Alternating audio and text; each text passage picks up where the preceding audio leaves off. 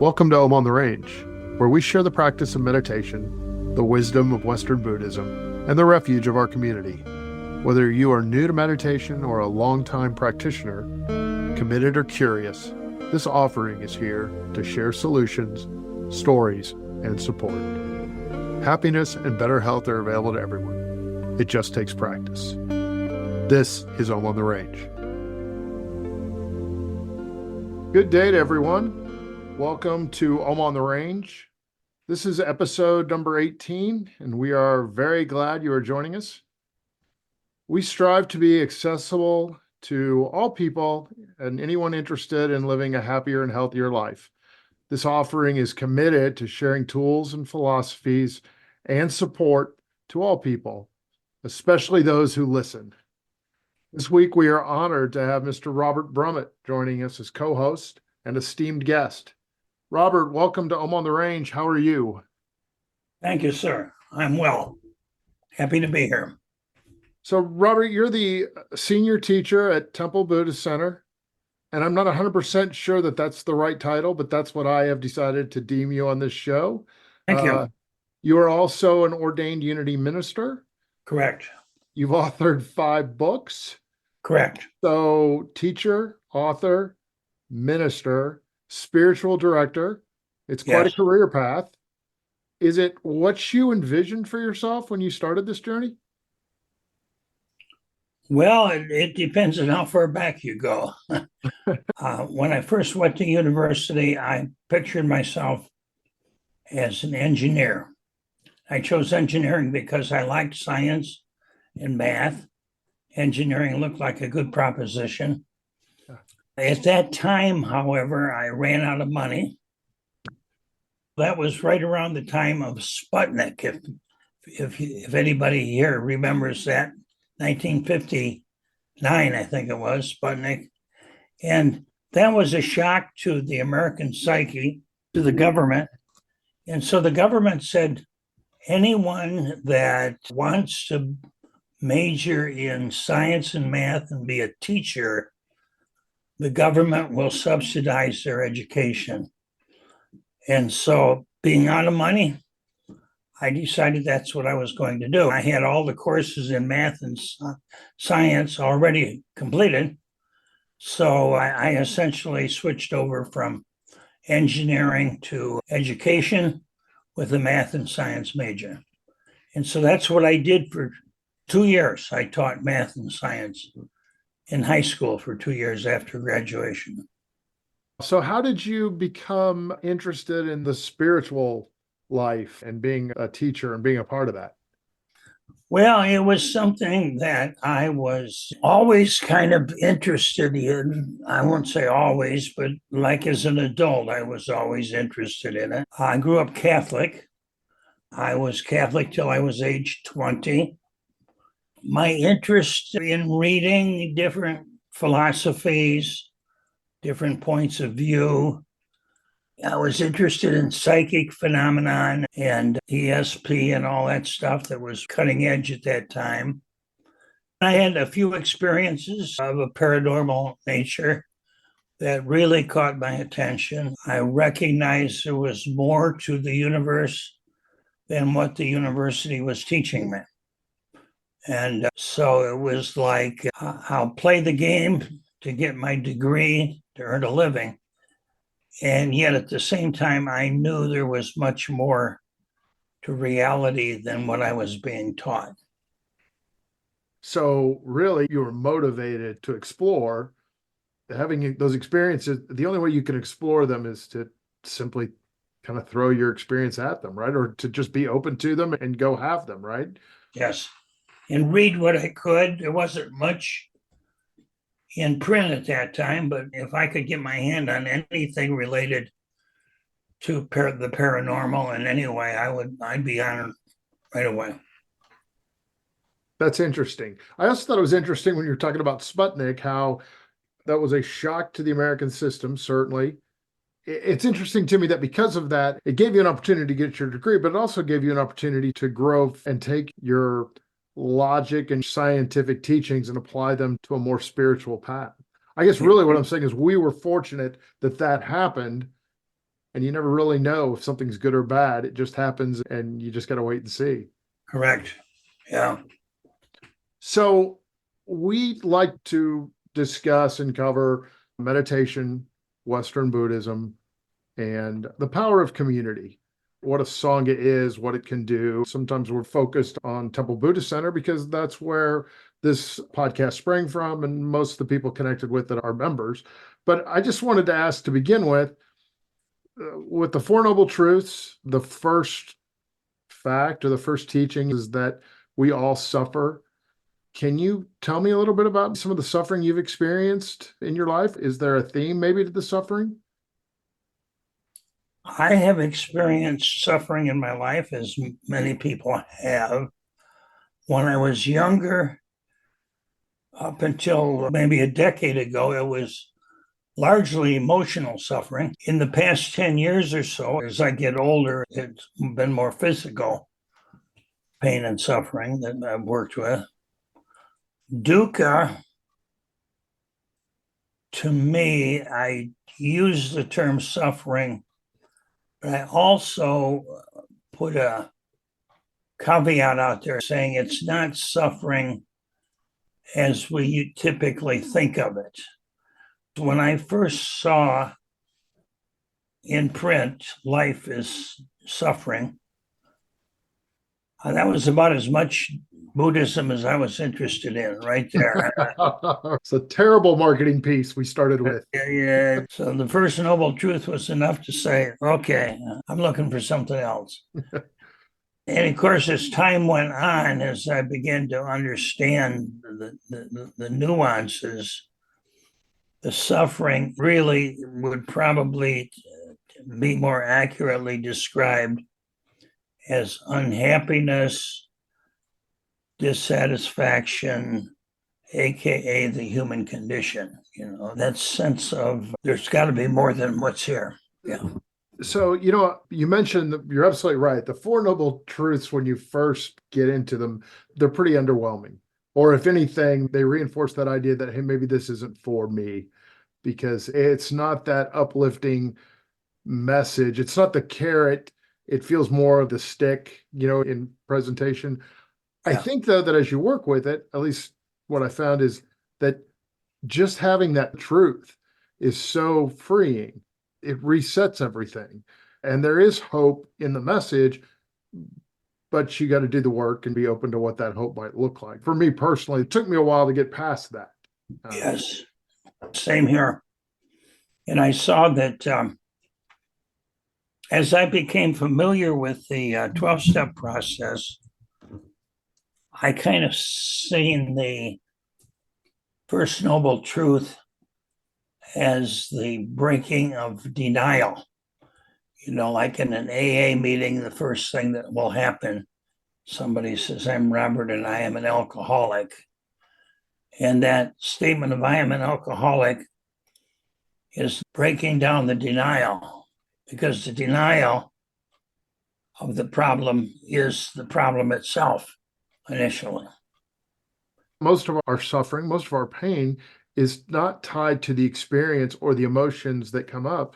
It's really tied to the story that we develop around it and retell and try to fix. And I think that that's probably a long-winded way of referring to denial, right? Not accepting what's true, not having the experience and moving on. Yes, the distinction between pain and suffering has been extremely helpful for me.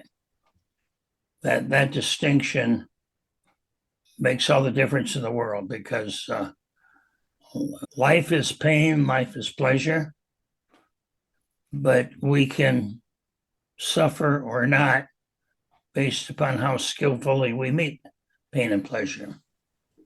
I love that about the teachings, and I love that about Buddhism. I love that it allows you to work in the most honest environments.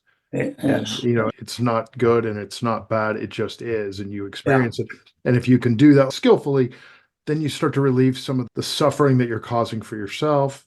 You start to understand that it's all here to be enjoyed if you have the skills and the awareness and acceptance to live that way. Mm-hmm. I feel really bad about going from Sputnik to the Four Noble Truths in about 3 sentences on you, but I appreciate you working with me on that. I'm not sure that was the most skillful way to do that, but I do appreciate you working with me. Sure. So, what do you see as the biggest difference between traditional Buddhism and Western Buddhism?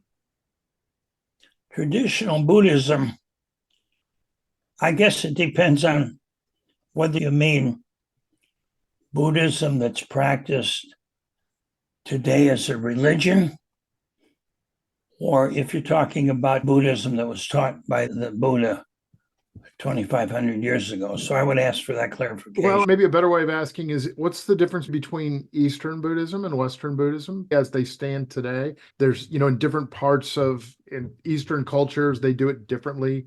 So maybe you could just comment on what Western Buddhism is and what it's become. The big difference, primary difference, as I understand it, is that Eastern Buddhism today is a religion.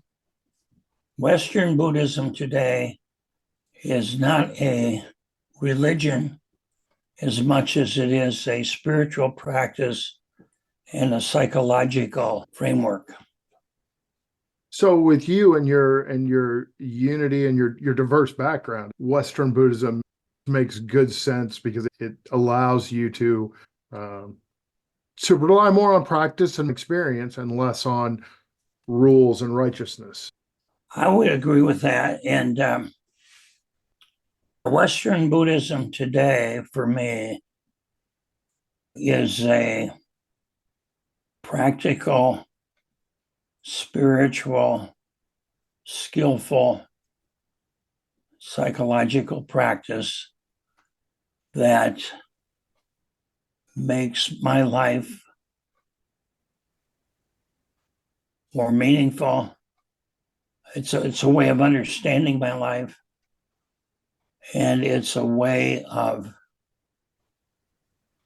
seeing the world as well through the lens of the Four Noble Truths, the Eightfold Path, so that I can see that dukkha is the common denominator for all human experience, whether we're talking about politics, psychology, or anything else. It gives me a broad and deep framework for understanding the human experience in all its dimensions. I found that with Western Buddhism and with Temple Buddhist Center in particular, that when we have a Dharma talk, it almost always includes some real life practical applications that you can utilize. I find that so refreshing. I find that it allows you to feel recharged because you have more tools. The teachings aren't that difficult, but what is difficult is training your mind and your heart, your soul to follow and to listen and to stay focused to them. So I think that maybe also why we're seeing a growth in this sort of practice. It allows you to be responsible. It allows you to be authentic. It insists that you're those things actually, if you're going to actually stick with it and have a practice. So I was curious, are there things you do yourself to stay psychologically or spiritually fit? Well, my practice is sitting periodically every day. But beyond that, I would say I've become more aware of my interpretation and my story, of how I embellish experience to mean something, when indeed it's just an experience, If it rains on my parade, it means nothing, but it's easy to make an interpretation about what that means, Has that gotten easier for you? I mean, obviously you've certainly progressed listening to your teachings and knowing you, but has that gotten easier, you think, or is it just more profound because it happens so often? You're more aware of it. I won't say necessarily easier. I'm not aware of anything in my life getting easier, to be honest with you. But what I do find is that the gap between suffering and understanding the cause of my suffering narrows much more now than it did before. It was months, weeks, days in the past. Now it's more like hours and minutes, and sometimes even seconds. Do you ever get frustrated with yourself that you haven't progressed further? Because that's something that I've experienced. There are times when things pop up and I'm dealing with them. And I would agree 100%. I've noticed that period of suffering has gotten shorter. And that's certainly incredibly beneficial. But I also catch myself, that ego in me that's keeping score, that says, you've been sitting for 20 plus years, you should be able to handle a traffic jam or a football score. Yeah, I mean, I have brief moments of hearing about other teachers' experiences of waking up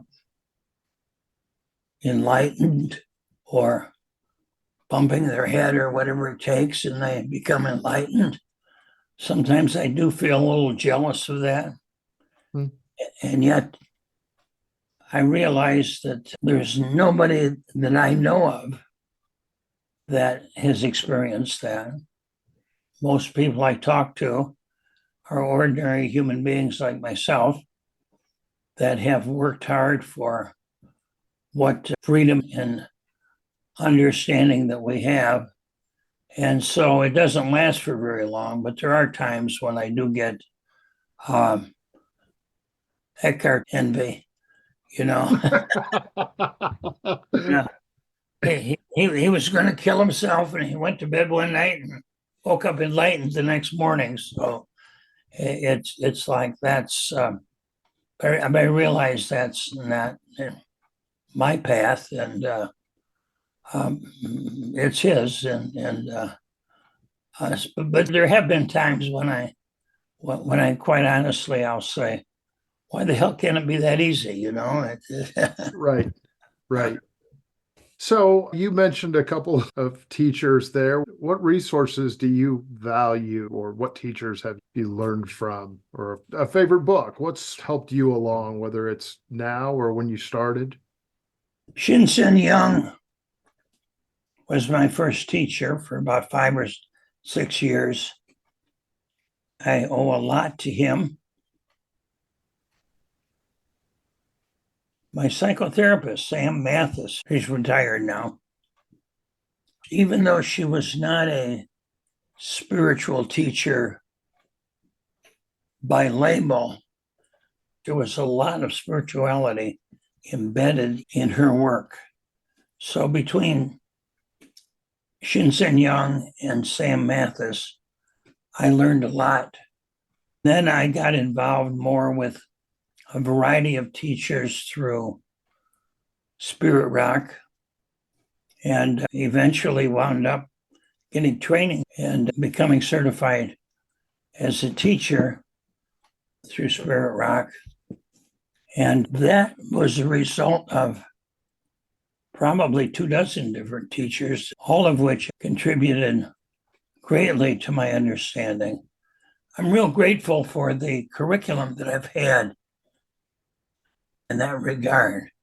The first 10 years, I had two basic teachers, and they taught me everything I needed to know.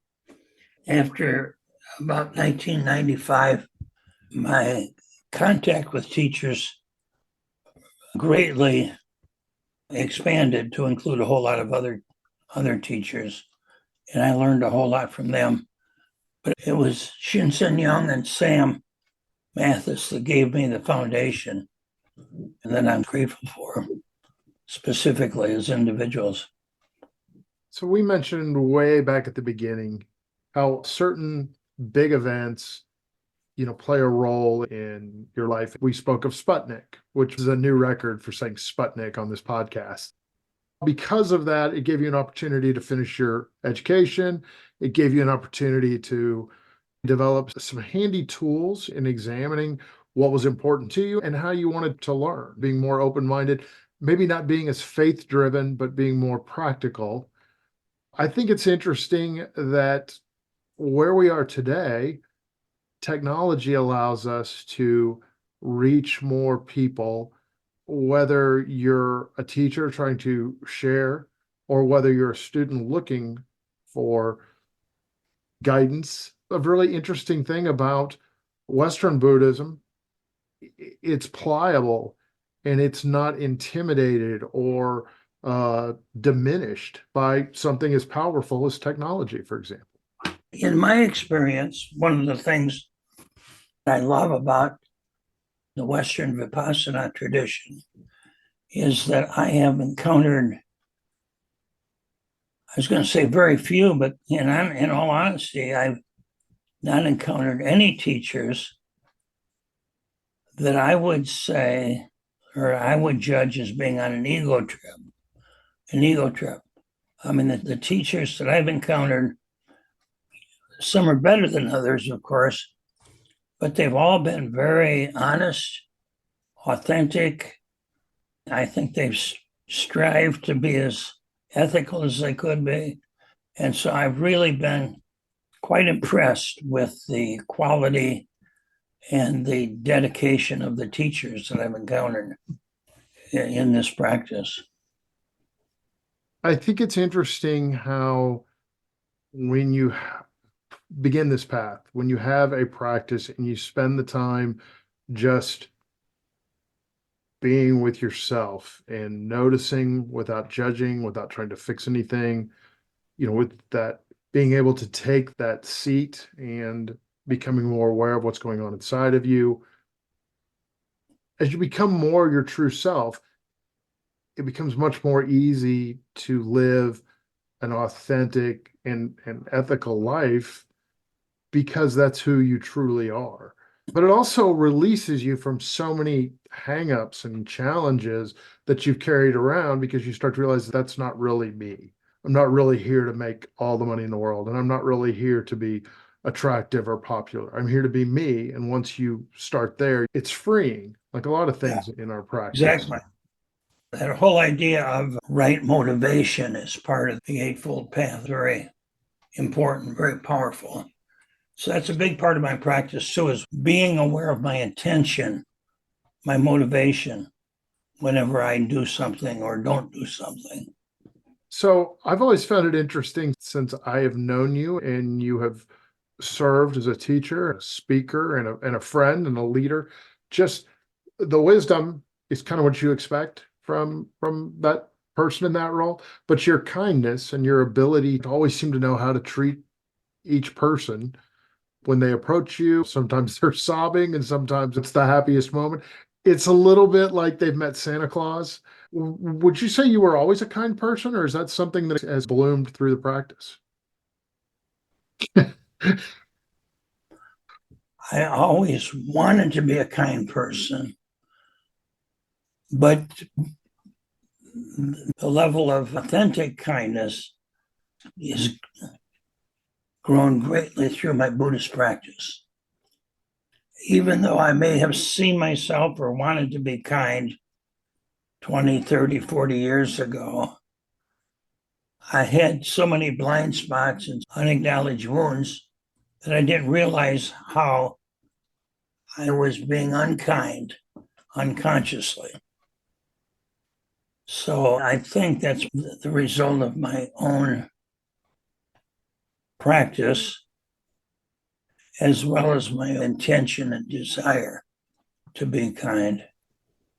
I think it's interesting as you become more authentic, those things that you really want to be or that motivate you in your soul, in your heart, begin to shine through. It's not like I'm trying to be a good person. I am a good person. When there are times when I fall short or look back, it's like that was a lesson. That's one of the things I love about the practice and why I'm motivated to share it. It's like, hey, anybody can do this. Anybody can do it. Everybody should. Total agreement. Yeah. Yeah. So the holidays are coming up. Are you a fan of the holidays? Eh, All right. That's fair. That's fair. Um, I I enjoy being with family. Okay. Let's put it that way. Yeah. Yeah. Other than Yeah. that, why the holidays mean not a whole lot to me. Okay. But I do enjoy any excuse to get with family. We're getting ready to wrap this up. I was just curious. There are people out here who probably don't have a practice, probably don't know a ton about TBC and Western Buddhism. They're probably interested in being happier and healthier. What piece of advice could you share for those folks? Sunday morning, Temple Buddhist Center. Thursday night, Sangha. Grab a book. I always recommend Jack Cornfield's A Path with Art. Those are the first three things I'd recommend. Maybe one other thing would be look at podcasts, YouTube. I think any exposure to the basic teachings, I would highly recommend, but not to try to get everything all at once. Some people want to start out with Dzogchen or something like that. It's like, no, you don't start graduate level. You start in preschool, Right. work your way up. So it's important to understand that. Right. Right. Yeah. Well, I want to thank you, Robert, for co-hosting this episode, sharing your profound knowledge and wisdom. Your kindness and your compassion is truly moving. So thank you. It's a pleasure to have you on. It's a pleasure to be your friend and to be a student. So I also want to share that Om on the Range can be found on numerous platforms, including Spotify and the TBC Facebook page. TBC, again, is Temple Buddhist Center here in Kansas City, and they can be found all over the web. They also have a Discord channel if you're interested. You can leave questions or comments on any of those platforms, or you can email us at omontheRangePodcast@gmail.com. Episodes drop on Fridays, and we would love for you to listen. We would also love to hear from you. So questions or comments, please reach out to us.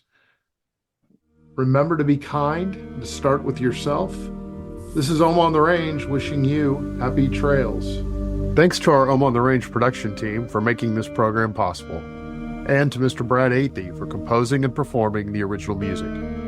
And to you, our listeners, thank you for being a part of this journey as we explore meditation, Western Buddhism, and the path towards a happier, healthier life. Remember, less suffering and more joy are available to everyone. It just takes practice. Until next time, stay grounded, stay kind, and keep finding peace in the simple, practical things. For all of us here at Om on the Range, happy trails.